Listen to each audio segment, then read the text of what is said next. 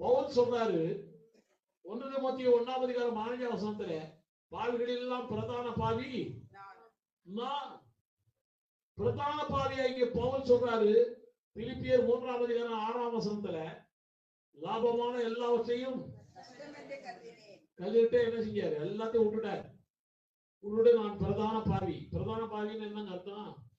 போய் சொன்னானா பவுல்? விபச்சார வைசனம் பண்ணாரா? குடிக்காரரா? டாஸ்மாக் கடை வச்சிருந்தாரா?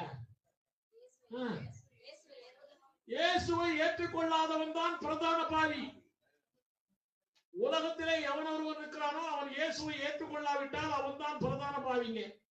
அவன் குடிச்சாலும் சரி, வெறிச்சாலும் சரி, விபச்சார வைஸ்தனம் பண்ணாலும் சரி, அவனை பெரிய பாவின்னு சொல்லாதே.